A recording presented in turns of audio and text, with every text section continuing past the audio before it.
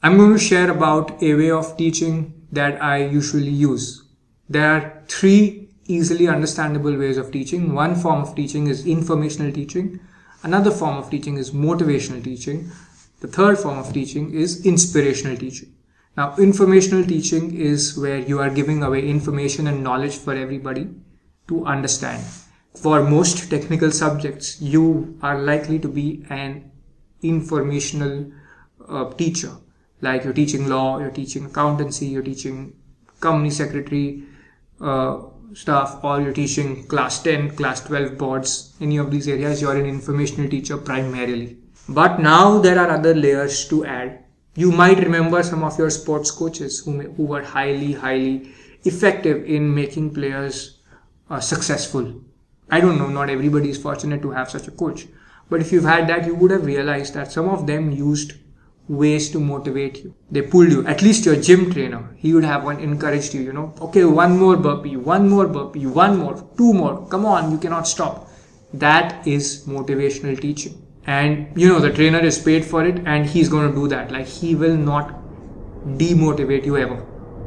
Okay, and he might in his initial phases give you some information, but primarily your gym trainer is a motivational teacher. Now, another way is inspirational teaching, and an inspirational form of teaching basically does not require that dosage of motivation again and again and again, but you can sort of make somebody look inward. For example, if a student is not performing, you don't necessarily have to say that you won't get a job if you don't perform, because that doesn't make me look inward. That makes me just feel bad about myself. However, if I talk to him and identify, hey, you're distracted. What is happening?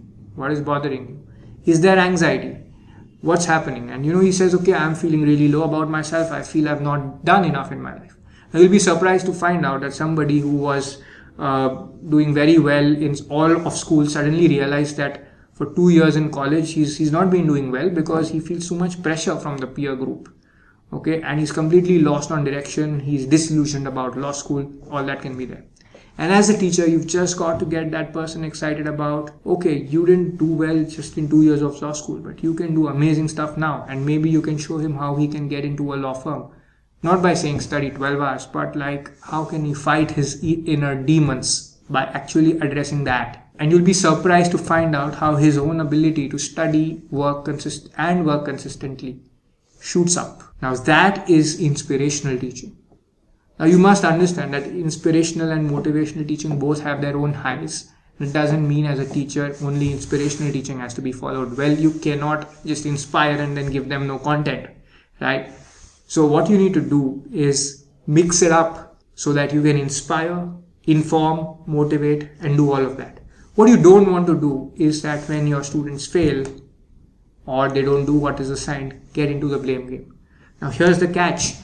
Of course, you cannot blame students, but what will happen a lot of times, because you also as a teacher are a human being, is that you will yourself lose that passion from time to time.